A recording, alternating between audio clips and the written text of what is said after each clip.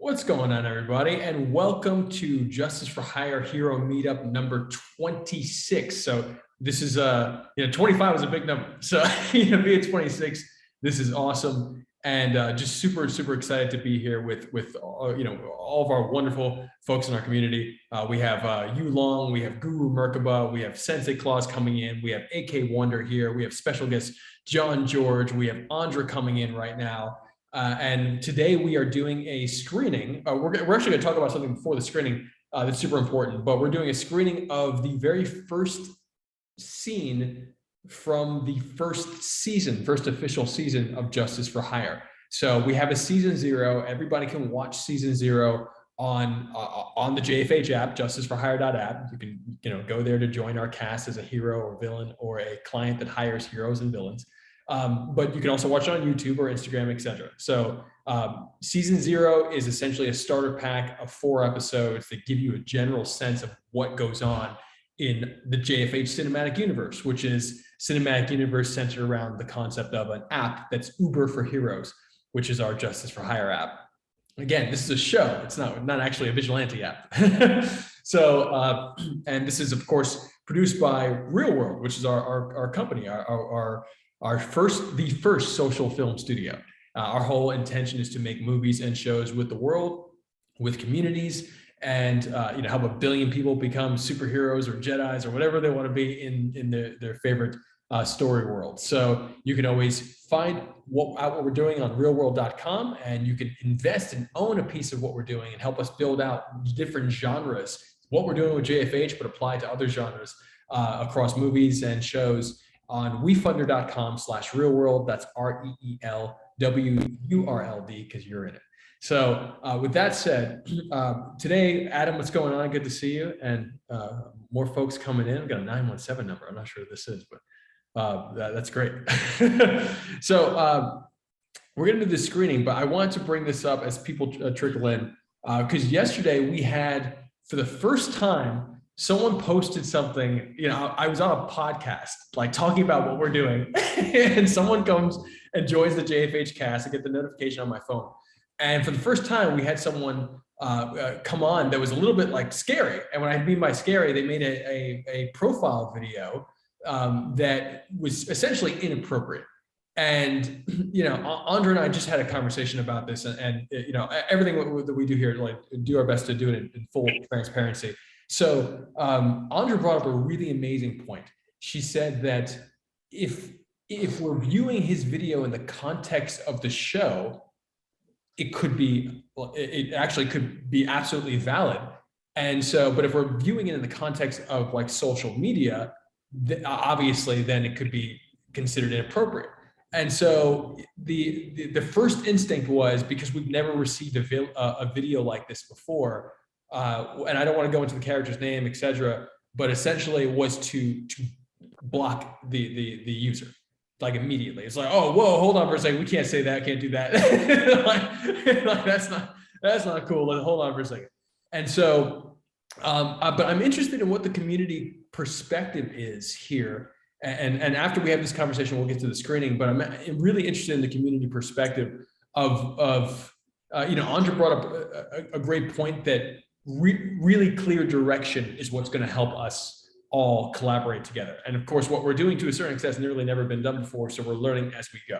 So, I want to reach out to that user. It kind of felt trolly. I'm not sure if the email that he registered with is actually a real email. So I'm going to email that user myself and say, hey, like, just clarifying what you were doing here, because if it was meant for the show and if it was in character, etc., then we might have a villain.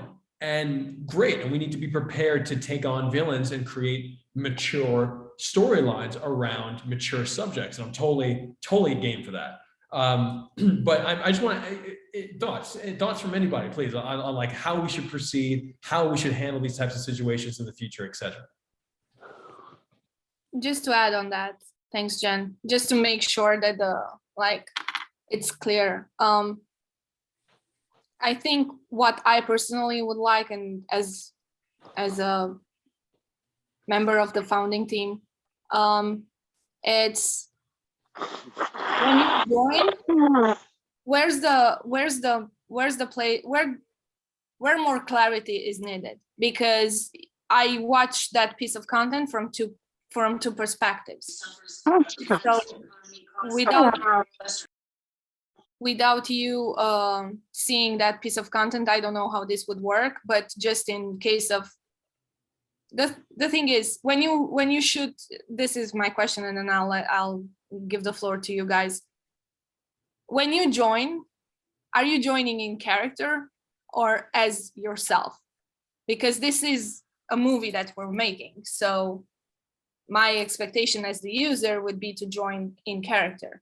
But maybe it's not the same as yours, because I'm already clouded by implementing and creating this together with the team. But this is a line of discussion that I would like us to stay on. Thanks. To clarify too, Andra is in character in Justice for Hire as a character named Andra, developing the Justice for Hire app, and out of character, she's the CTO of ReelwUrld and actually developing the app. Not to confuse anything. So yes, please go with her question. Anyway. So to kind of like clarify, so like the piece of content, just as an example, without having to show the content, say someone came on and made a villain, or they made their video and they were being like very racist and using racial slurs or something like that. And you're saying like, are we going to let this person on because that kind of person is a villain that we could put in the show? Like that's an evil type of person, or are we not letting them on because they're doing something inappropriate? Exactly. And I think that the big challenge with this user, I will say, is that the video was incredibly inappropriate, and he selected a hero profile. You can select a villain profile, so that was going to be like a big litmus test, and saying, hey, oh, okay, well, he selected villain. He made this thing that is essentially like negative, but now we can frame it as such with villainy. So therefore, and again, I wasn't even thinking like that in the moment because I was so shocked by the video, and Andra brought that up. She's like, remember, we're making a show. I was like, oh yeah. You know? Yeah, you're right. And welcome Tai Chi Wonder, welcome Ragdoll, welcome Mark. Mark and John have been trying to get you guys together for a bit too. Tai Chi Wonder, aka Ruben, is the star of the scene that we're going to be watching today. So, you know, is that your hand up? Also, okay, yeah, please go for it. Cool. I think any type of, to be very general, in a movie, any type of content and context can work if it's, you know, twisted into a way that fits your storyline and the direction you want to go in. But given the fact that it is a cinematic universe and things very offsetting can happen, it could be made where you put I hate to do this or even suggest it, but to keep it in uniform to, you know, a broad message that you can produce with ReelwUrld, right? Something that says this leads to this type of story, or this leads into this type of conflict, you know, so people who catch that video will be like, oh, this is part of this conflict that's going on towards this other hero or within this universe. So they don't say it's just some random person putting up some crazy stuff. And look, JFH and ReelwUrld is just putting out a whole bunch of inappropriate things, when in a cinematic universe, everything's inappropriate and everything's appropriate. It's just how you direct that context. Right, so it can work, and it could be a problem if it's not directed in that manner, and to fit the storyline. Say, yeah, this does happen in the real world, literally, pun intended, real world, and in the actual real world, that people act like this. There's horrible people that act like that. There's good people who flip out and get angry at things like this, or get flipped out and get angry and say things or do things in this manner because in the spur of the moment, their adrenaline and they flip out and they blank out and they just go and react. So this does happen. How is that handled? So what kind of storyline can we create off of that helps show people that there is a way to, you know, go through that obstacle and find some type of resolution or some type of clarity or some type of end to it? So that's really it. That's what I think. I didn't see it. I'm just going off of what you guys are saying. And I would put it this way: if someone came up and did something like that, it's really on how you direct it. I think that, Andre, you have the two perspectives were good. Holy crap, this is wild. Oh, but this can fit. So let's see if we can make that work. I think that's really really smart. The responsibility and the education lies on the creators of the platform, which is us, Jen. So yeah, I'm not gonna say more because I can go on and on, but I just wanted to make sure that yes, we are making a movie, and that impact that had on the piece of content had on Jen might have on the audience as well. So what are we aiming for? Well, hopefully that user is watching this, and and but please, if you log in again, check your DM, because I sent you a DM yesterday, and I really want to get some clarity on this. And I think did Blunt Force Trauma just join? Did that just happen? Yes. That Oh is my me. God. Hi. I got the time wrong. I realized that's why I'm in the car right now, because I'm kind of running errands at the moment. So I thought it was 8 8 Central Time. My mistake. Let me do a proper introduction here, because guys, Blunt Force Trauma has been mentioning JFH on TikTok and other platforms for a few months now. He just joined within the last week officially. He's been talking about an outfit he's making, and I watched his hero profile video while in an investor meeting on Tuesday for the first time, and I flipped out because the dude's gear is crazy, and the hero profile video is so dope. So welcome to the JFH Hero Meetup. Thank you. It's so dope. So I mean, and the 917 number. Hey, I'm not sure if you're already part of the community or not, but welcome to. And but thank you guys for Guru. I've never seen your son before. Very beautiful. Thank you guys for just contemplating this again. Like, this is something that will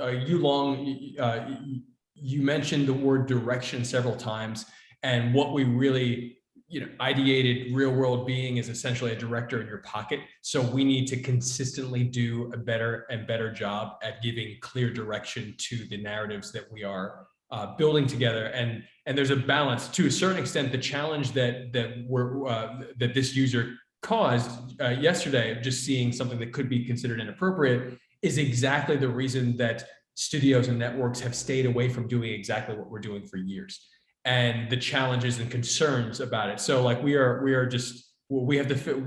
figuring it out. We're doing a great job. Cool. I mean, the kind of platform, that is JFH and ReelwUrld, I mean, you're giving people free run, basically free reign to make content and see if it connects with you, and they have a platform to post whatever is on their mind or whatever they want to do. So you're gonna have entries that are gonna test what you were not expecting, right? It's gonna happen just like that. As you're taking this video, it's testing what you didn't expect, but it's probably in there in the others of your thinking, like, is that possible? Oh my God, that happened. So then you have people with certain issues, sociopolitical issues, that might post something. You have people who are like, why is that? What kind of platform is supporting this or supporting that? What's going on here? So if it's in a theme of making the movie, then whatever video is being posted, definitely got to check it out and make sure that it fits for the theme of what you want to do, and that it all can connect with your general, vision. Right? Your general vision of how you want JFH to develop and how you want ReelwUrld to produce more of this amazing product. And then people would see that, though we have creative freedom to make content based on what we really feel is important and stuff, and we have this platform to put it all in, there has to be a tying line, some type of consistency that says, we're all part of this group that's developing the same vision with our own creative impulses. Right? Creative impulse, right? Right, pun intended. And then there's just things that we know, we don't need to push into certain ideas on a specific platform, because there's tons of other platforms that you can do that for. But if certain ideas can fall into a storyline that can help develop maybe someone else's character and their story, then that can build up, and can that trickle into or actually be something of a strong pillar to the direction with the JFH story? Well, I mean, I think that I think you bring up a lot of great points here that again, I think it's really pointing toward the clarity of the story. And I think the live editing that we're doing, which is essentially leading us to what we're about to screen, this live editing is going to give people a lot more clarity on like, hey, these are the scenes that we need to build out the show, which we've been planning together for essentially years on these meetups. So we've been building the narrative out, and now we've shot stuff, and now we're actually cutting stuff, and we're actually doing it every day. And so I think that more direction and more clarity will happen as do you think when asking for content, make it a banner on the front page of when people sign up, say, hey, we're working on this type of piece of content, this idea, send your submissions into the challenges section, or these particular areas, so they know that there's a consistency maybe of like a theme of the week or scene of the week. Yeah, that's great. There you go. Something, say, hey, if you're thanks for joining as a hero, a villain, or a client. We're working on this type of piece right now for the next week or the next 2 weeks. We have this theme. We want to really build content based on this, 30 seconds, a minute content. And maybe that would indirectly, put a little boundary there. And people say, oh, they're not looking for all this other, whatever type of content it was or could be. They're looking for specific themes that build up the general vision based on our creative ideas, but with this type of theme. So maybe that could kind of create this, little creative boundary, so we don't go too far off the rails with our videos, right? I don't know. All these puns are coming in off the website. I'm sorry, off the rails. These are great. Like just giving good. I mean, I think to a certain extent, like you said, it's to be expected. Like what happened yesterday is something that we've been expecting for years. So it was just shocking for it to finally happen, because we've gone so long with really everybody who's coming in being incredibly constructive and creatively supportive. As a matter of fact, I just want to give a shout out real quick to Mystery Academy, because that's Ragdoll's team. So like she's got a whole her own team that she works with, and now they're on here. So welcome. It's so great to have you. And so yeah, this is we've had so many good people coming together and just telling their own stories together that it was kind of a little bit of a shock to me personally to get somebody who was like incredibly negative and didn't seem like they were necessarily, we're kind of piggybacking on our narrative, but also like being like kind of wilding. So I was like, oh my god. So fortunately that's off. But if anyone has any deeper thoughts on this as we go on, please share. But I'd like to get to the screening now. So in the screening, what we're going to do is we're going to watch two versions of the same scene. The scene stars Tai Chi Wonder, aka Ruben, and Irene Lee, who I'm hoping that she was here, but she may be a little delayed, but I'll send her the scenes anyway.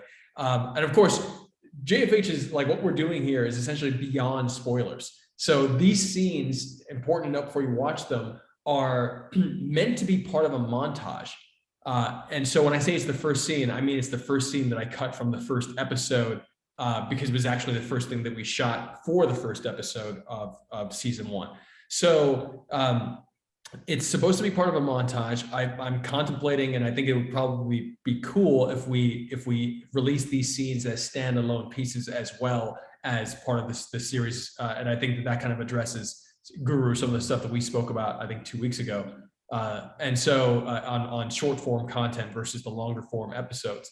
But the real question is, what do you guys want to see out of a series? Do you want to see a widescreen television show, or do you want to see a show that is mobile first, vertical, and that is essentially designed and edited for that? And I think both represent very particular opportunities. So I cut this scene for both formats, and I just want to get your guys' opinion, because we've been talking about this for weeks, and it's just like, we should just decide as a community. So I'm going to screen share right now the horizontal, the widescreen episode, and please don't mind the sound, because this is super raw. There's no sound design. There's no coloring yet.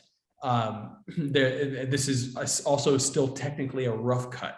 So meaning that there'll be a lot of refinement, small tweaks here and there. So I will play it on as loud of volume as possible. but again, it's really less about the audio quality and more about you just getting a sense of how this feels. And I'll press play now and mute myself. Actually, no, I can't mute myself. So I'm just gonna press play.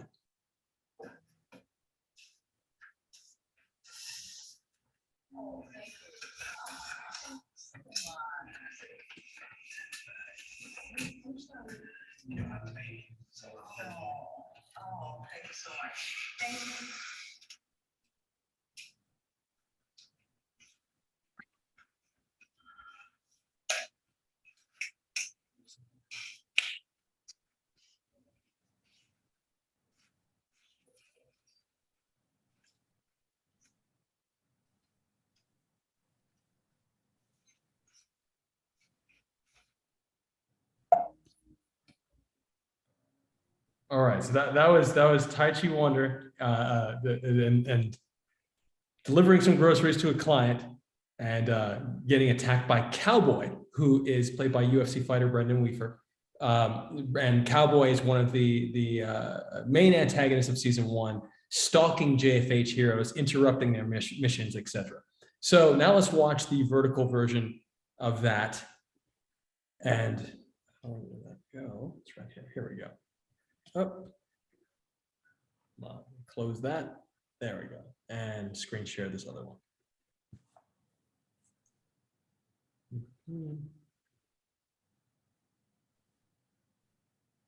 All right. And there we go.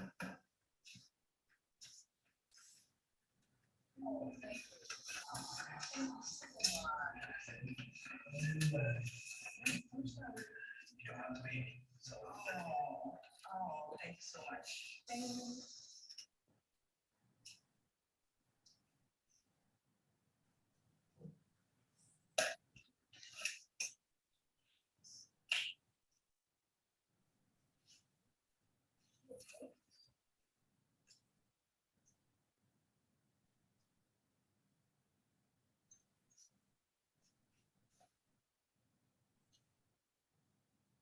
Guru Merkaba's already got something to say. Please go for it. That was vertical. Okay.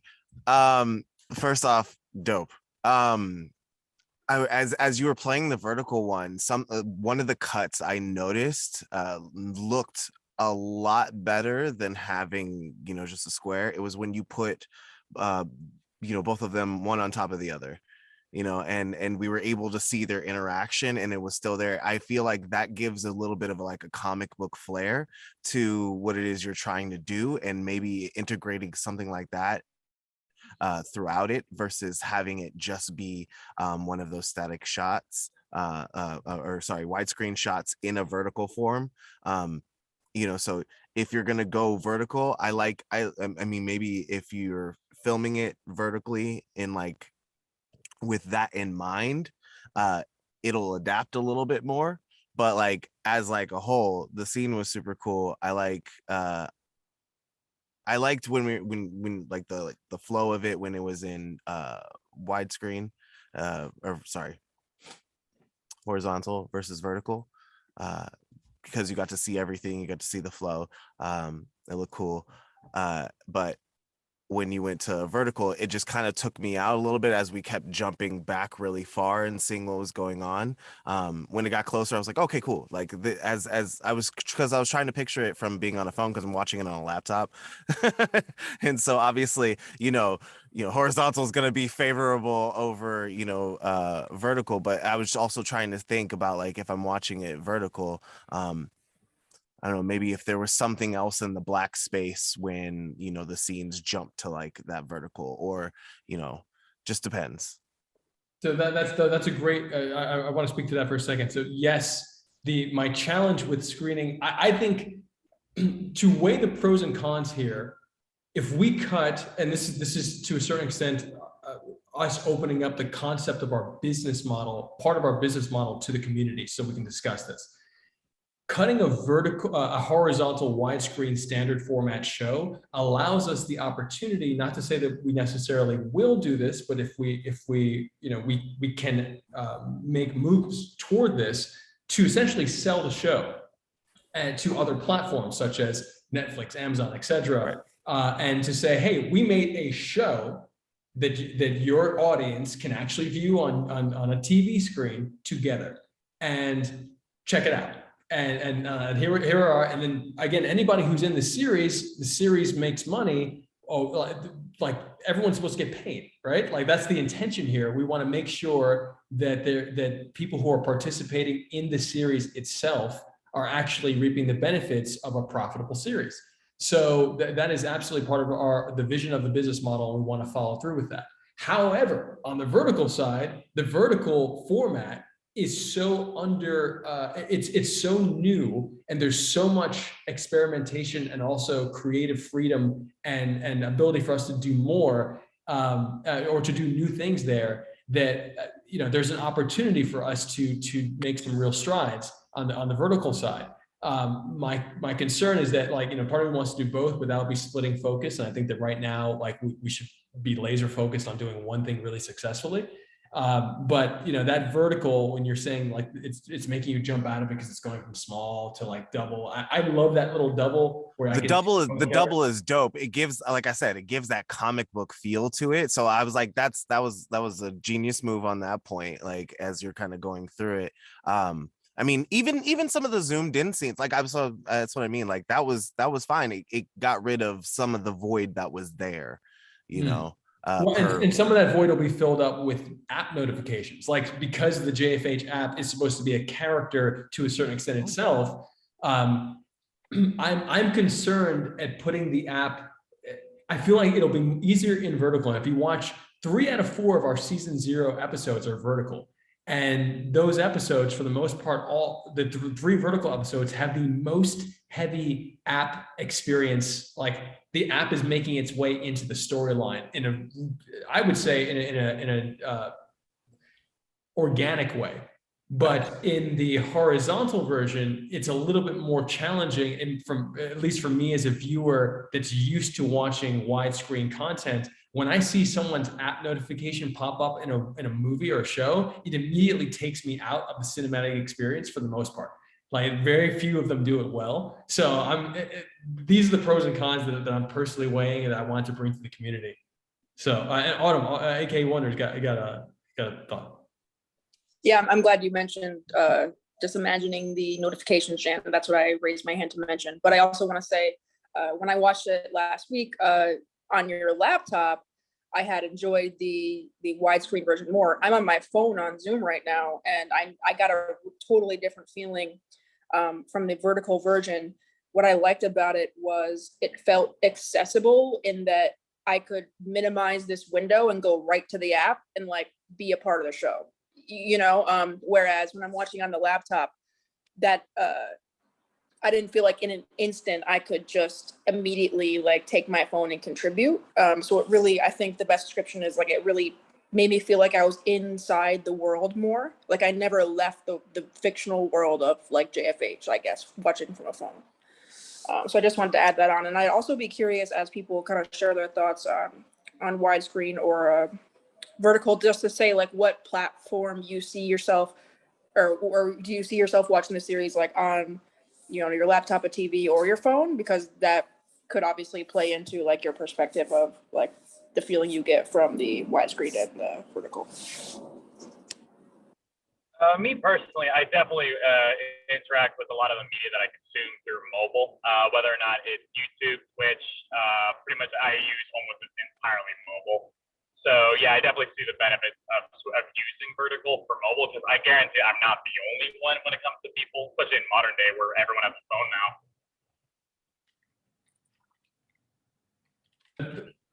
That's a great, thank you for sharing that, because one of the Guru said something a few weeks ago. We were talking Sensei Claus. Sensei's Claus on here. Klaus, hello.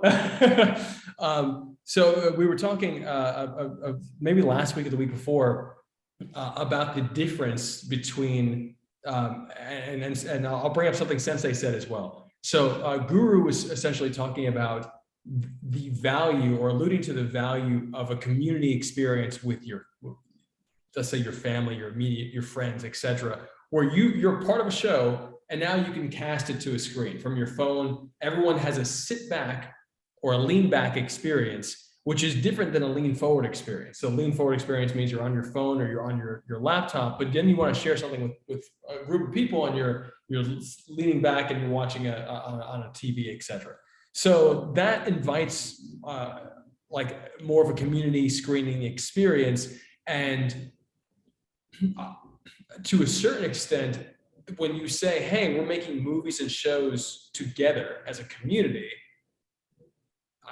I would think that the part of that value proposition is, hey, you know what? I'm actually going to be on a show that I can just say, hey, let's go watch it together, or why don't you watch this later on, etc. And that may not translate with watch this vertical piece of content.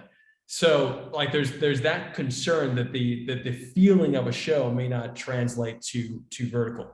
However, I think that it's a great point that BFT, Blunt Force Toronto, just brought up, that most of the stuff I watch, because I don't watch much, is on my phone.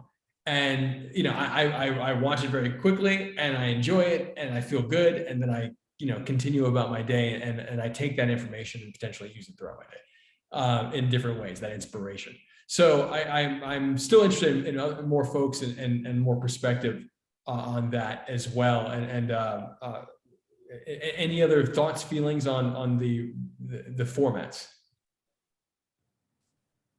Oh, and actually, I almost forgot to bring up what Sensei said. I said I was going to bring it up, I didn't. Sensei Sensei Claus made a great point last week that the vertical format, the user-generated content, meaning the content that heroes and villains and some clients will make, essentially canonically makes itself justified by nature of the concept of JFH being an app in the series. It's an app. People are supposed to be shooting their missions or shooting requests for missions on their phone, and therefore there's always going to be vertical content. But that vertical content is integrated into the series, into the widescreen show, and we differentiate between the premium show, meaning the show that we've cut on both premium cameras and with some user-generated content, and the stuff that's supposed to be in the storyline of a particular hero, etc., being vertical. So I think that's a really interesting differentiation as well. But yeah, I'm super interested in everyone's thoughts on that as well. And also I want to point out that John, I'd love to ask you a question. So John George, guys, who's joined us today for the first time, John has an amazing NFT game, and he's got a sequel to it as well. I think that's the logo behind him. John, I'm super interested in your thoughts coming from having run a successful community-based game, and everyone should check it out. Well, please tell everybody a little bit about your game too, because it's super dope. I saw it for the first time last week because John's sister does works with our favorite comic book shop in North Hollywood. And then she's like, hey, you need to check out my brother's stuff. And I went on there and it resonated so much. It was like a California version of the original New York JFH kind of storyline. And I was just like, it takes place in Venice Beach and it's gritty. And I was just like, man, this is cool. So, but I'm super interested, John, in your perspective of, especially having run community-based games. What are your thoughts on the value proposition to the community when it comes to let's say a widescreen versus a vertical format, given that and potentially where do people mostly interact with your game? Is it mostly on widescreen, on desktop or laptop versus mobile, and if you have that data? That's where I feel like that's part of the reason I hadn't talked before, is I feel like this is a really tough subject for me in particular, because I'm a desktop computer person and have been my whole life. I'm the 2 monitors guy with the $2,500 gaming computer. So I don't do that much content on my phone, but I'm very, very aware that we are moving in a direction of the majority of stuff being mobile and short form. I'm both a long form content person and a desktop computer person, which is not at all where the world is going. So I don't feel very qualified necessarily to talk about that kind of stuff. I feel like probably if you're trying to maximize user interest, mobile stuff and short form stuff is probably where you want to go. That seems to be, there's plenty of people that I interact with, through Twitter and stuff that don't even have a computer. They just do everything they're doing through their phone. And that's never been me, but there's lots of those kinds of people that, you want to make it accessible to them as well. Cause it's not like somebody like me can't use their phone, and those people can only use their phone. So I think it makes sense to, lean towards mobile and short form stuff in general. That was 100% the original contemplation for going mobile first and saying, hey, you know what? Why don't we cut this whole series vertical after after seeing how we won best web series at the 2020 Warner Media Urban Action Showcase from our first vertical episode. So it was just like, well, hold on for a second. Like, vertical, to a certain extent, I'll be completely honest with you guys, will hide some of the fact that, we've done this so independently, like essentially without a budget. The Justice for Hire show has been produced on like phone calls with friends that like help us make things look really premium. So to a certain extent, there's we're not renting a location. We're not, or we're not renting many, because we have rented some. We may not have like great production design. I felt like in the Tai Chi Wonder episode that we just screened, I love that 2-shot moment, not just because of the comic book feel, because I think a lot of times when you try to emulate comic books in film, Hulk, that Hulk movie, for example, it was whatever one came out in like 2000 or so that Ang Lee directed. Like, there's all these comic book frames going by, and it doesn't feel authentic to cinema. But like on mobile, you can actually take a comic book page, because a comic book is formatted in the same way that a phone is. And you can actually make a lot of this stuff happen and make it feel like new and cool. And I'm like, man, that's super interesting. So, and that's what I was alluding to. And dude, I that's why I was personally leaning toward vertical first. But again, that will potentially limit us for greater exploitation of the series when it comes to saying, hey, let's sell it to a platform and monetize it in a particular way that could be, like a Netflix, etc. And Kung Fury is a great example. Kung Fury was has everyone, John's nodding his head. If you haven't seen Kung Fury, go check it out. It was pretty much a breakthrough moment. A lot of people haven't heard this for whatever reason, but it was on YouTube first, or it was on Kickstarter first. And some of the guys from the Lonely Island, the rap group, which is a fantastic rap group. If you like rap and you don't love the Lonely Island, I think you think twice. They're a comedy rap group from SNL, but they're amazing. But anyway, a few of the guys got behind this project and helped this young music video and commercial director make a kung fu film that he starred in and shot on green screen, and essentially played like most of the characters with him and a few of his friends. And it went, it got tons of views on YouTube. And then they started selling it on like VHX, which is like a digital download platform for like $5 a pop. And they sold like, thousands of units of this. And then it premiered at Cannes. And so like, it was the first YouTube video to premiere at Cannes. And so it's a really, really unique story. And it's been in development, I think, with Joel Silver, I believe, for a feature film for a while. But it's a really interesting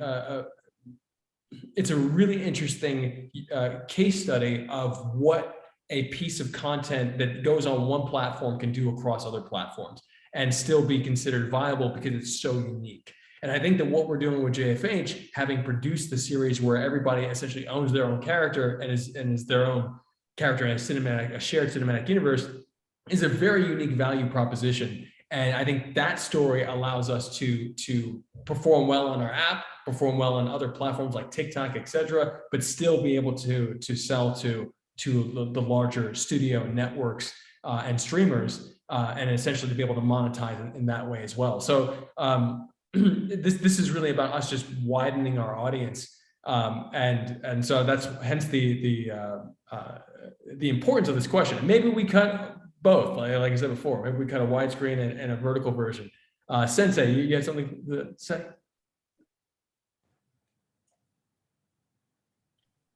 Sensei Klaus. Oh yeah, sorry, mute was stuck on. Yeah, so this could be neither here nor there, but in today's world of media, there's been an elephant in the room for the whole vertical versus horizontal thing, which is that people like to break it down as old versus young, like older consumers don't watch vertical. That's not really it. It's really a much more international question, where essentially first world watches horizontal, third world, they might not even have a computer.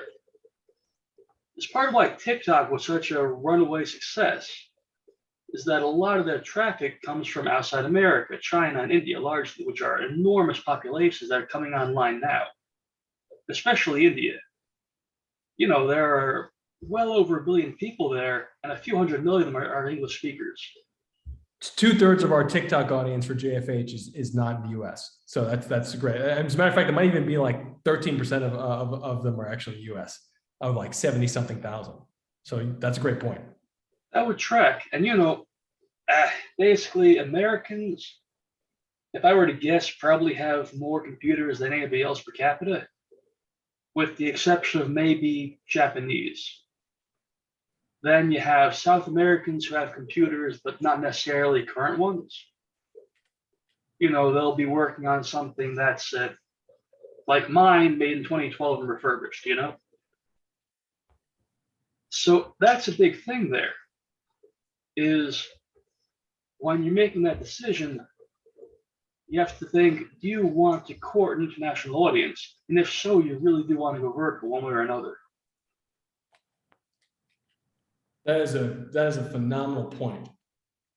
That's a phenomenal point. A lot to meditate on then. Thank you. Cheers. Thank you. Right, and Ruben, how'd you feel about the scene itself, given that you performed in it? If you can talk. I thought it was dope, bro. Again, man, what you're doing is magnificent. It's one of a kind. You know, it's not something you see out here. It has to blow up, man. The video scene was amazing. How it cut from scene to scene to scene. It definitely had a comic book feel, but it was very, in a sense, kind of suspenseful. Like, you know, it just kind of, it was surprising. Like, I didn't expect the teacher when she went to hit Cowboy to that it had that scene and actually captured that scene. I don't even remember that. I was like, yo, when was that film? But yeah, man, I thought it was super dope. Yeah, and again, you know, what you got going on, man, is amazing. I mean, that's my 2 cents. That's pretty much it. Did you prefer widescreen or vertical for? Like, which one made you feel something more? Here we go with this. All right. Obviously, I'm on a mobile phone, so I prefer the one that fit my phone. Because I mean, if I was on a laptop, the other scene would have made a lot more sense. Klaus, Mike, he's on to something. Where he's suggesting, you know, there's a lot of third world countries, a lot of countries coming up now that just use their phones. So I think it would be preferred to favor what's the majority doing, like a trend. You know, you take the trend train, right? You know, you do something for the train, for the trend, and then you allow that to be led. And allow that to take off, you know, like a rocket. And then, yeah, so then you would minimize the trend afterwards and then switch to the laptop version, you know? But yeah, man. Thank you for saying that. And we got some really amazing comments here in the chat today, and like really, really amazing ones. Everything from, I mean, the NFT conversation. I mean, but like, honestly, I was not really too interested in NFTs, and our Mark, who was on here a few moments ago, who's the general counsel lawyer for our company, has been trying to convince me otherwise. And I'm like, okay, you know, this is interesting. And then I spoke to John. I saw John's game and I spoke to him, and like he totally changed my perspective. I will say that. I'm like, wow, man, this is actually a huge opportunity. And you know, like anything, when when something innovative comes up, you get a bunch of noise. And so to be able to cut through the noise and see the true value proposition of a thing, and John is very, very good at articulating that. So I was very happy to have him come on here. I am very happy to have him come on here. So Yulong, 100%. I think we're all contemplating right now how NFTs can help the future of justice for hire, especially as we create a monetized ecosystem, meaning that a creator can come on and essentially build and monetize their creativity, like build upon their story in a way that can be dynamically monetized for a very long time. We want to create wealth. That's a big part of what we want to do here as a community and for the individuals in our community. So so there's a lot more of that conversation to be had and a lot more thought to be put into it. But I think BFT says down here, he likes the idea of shorter productions being vertical and potentially the longer ones being, and I think that might be just what we do at the end of the day to kind of satisfy both of these, because I don't really know how long an episode is going to be yet. I mean, we have scripts, I'm looking at the scripts, but what it's really going to be based on feeling. And I don't think that someone's going to want to have a lean back experience, meaning I'm going to sit back on my couch or in your bed, lean back, whatever, and look up at something and only watch it for a minute and a half, 3 minutes. But if you really want to get into something, and even when you think about the science behind creating rapport with a person, whether that's a piece of content or an actual relationship, it takes more time than a few seconds. So I think for us to actually have longer form episodes that are widescreen and the shorter form vertical might be the way to go. But again, my personal creative desire is leaning more toward vertical because I think it'll play to our strengths. So it's again, a lot of, but it's way easier for me personally to cut a widescreen show. Infinitely easier, probably 4 times faster. So, because you don't have to make all the creative decisions of how you're going to fill the blank space. And that blank space should be filled with JFH app, narratively potent material that is interconnected to our cinematic universe. Like that to me is like a really dope thing to do. So I'm grateful for all you guys just taking the time to, as usual, to be here and talk about the stuff. And is there, but is there anything that anyone wanted to bring up in general that may not be, if it is related to this conversation or the previous conversation, that's great. But like regarding your characters, your stories, Mystery Academy, I know that you guys are working on something pretty big, and I've been loving seeing Ragdoll's posts on the JFH app. I opened it up and just saw a whole bunch of zeros and ones. I was like, have we been hacked? I was like, oh, it's Ragdoll. This is great. So if there's anything anyone wants to share, very happy to hear. And while you guys think about that, John, if you could let everybody know where they can experience your NFT game, that'd be awesome. Yeah, I mean, if you'd like to check it out, we're on Twitter. The Twitter's at VastQuestions. I don't want to take up too much of your time kind of shilling here, but if it's something that you're interested in, I think it is interesting. Essentially, what we're doing is building like an ever-evolving narrative where the players become characters within like a large story, and there's a game that they're trying to win while they do that. And as we move from game to game, characters repeat characters that were in our first storyline are showing up again in our second storyline, and the players kind of get a chance to join in and also win very large prizes if they manage to win the game, although it's not easy to win. I will say one thing, Jan, that really stood out to me about what you guys are doing that's a very big, like kind of what we would call Web3 ethos, is the idea of allowing people to monetize the thing that they're spending their time doing. That's very much like a Web3 concept that's core to a lot of the things that are going on in crypto, in the sense that, like, as an example, there's a browser that's a startup crypto company where every time it shows you an ad, it pays you for having viewed the ad, because they're making money off of you viewing the ad. And they're basically saying, we're going to share a little bit of that money with you so that you can monetize the time that you're seeing these ads. And I always love the idea of the company not taking all the money from your information and your basically every time you're sharing information with the company, they are paying you back for sharing that information with them. And I think that's a great thing to do. And you talking about people being able to monetize their own personal brand through something like JFH is something that was stuck right out to me because it's right in line with the kind of things that I like to do. Thanks for sharing that, man. What browser is this? I'm trying to remember the name of it off the top of my head. I can't remember the name of it, but it was one of the first Web3 startup companies. It's a browser that they have their own like crypto native coin, and as you browse, every time you see an ad, it pays you in their coin. And as their company grows, the value of their coin grows. Or if their company goes out of business, the value of their coin goes to zero. But if they continue to grow as a company, then you're being paid in their kind of native coin for viewing ads. But it's just a great proposition in general. You're already browsing the internet. Why not let the company pay you every time you see an ad, even if it's only paying you 5 cents or whatever they're paying you? You know, it's better than not being paid at all. So that kind of stuff is kind of core Web3 ethos. Yeah, absolutely, man. This is that. Thank you for sharing that. I mean, I think that in general, we need to recirculate wealth across the planet so that we can actually have a healthier collective body. So that's a massive component of what we envision and what we're setting up here. And you know, looking forward to talking to you a little bit more, or a lot more, on just integrating some of your beautiful ideas and practices into what we're doing, because I have a lot of respect for it. And yeah, you know, we want to make sure that everyone who comes onto JFH and to ReelwUrld as a whole is empowered to treat their ideas with their creativity with the same reverence that we might treat a Hollywood blockbuster. And you know, that's equipping.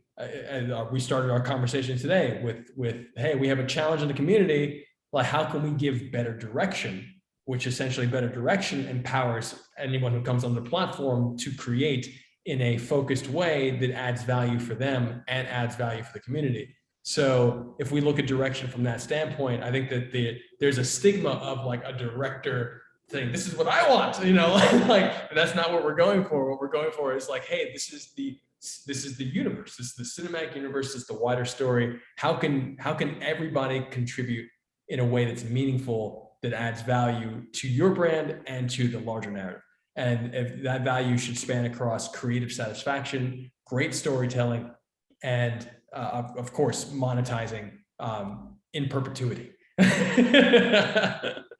So thank you guys. Thank you everybody for being here and always making these productive and powerful. So, you know, I love you guys. If anyone doesn't have anything to add, you know, I think this actually might be one of our shorter meetups. It's under an hour. That's nuts. Wow. Well, yeah, and no, Ragdoll's team, Mystery Academy, sending some wonderful stuff too. And check out the Twitter link that John George put in here as well. Check out his game. It's very, very dope. And I just love how Sensei. Yeah, this is totally off topic, but I figure some people here might be interested. Tomorrow is apparently International Wing Chun Day. So if you're bored in the afternoon, see what's near you. Oh, thank you. I did not know it's International Wing Chun Day. Yeah, So, I just heard. and if at the very least, watch an Ip Man movie. And if you don't know what that is, just Google it. IPMAN. Ip Man. It was Bruce Lee's teacher. It's a fantastic movie. Mystery Academy. Fantastic 4 films. There's 4 of them. 1 and number 3 are my favorites. Mystery Academy, what's going on? I do have a little bit of a question. Do you know binary? You mean binary code as in 1s and 0s? Yes. I wouldn't be able to read binary, but I do know it exists. There's many translators on the internet. Oh, interesting. So maybe I should take the binary code that you posted in the JFH app and actually put it. I'm actually going to do that. Totally going to do that.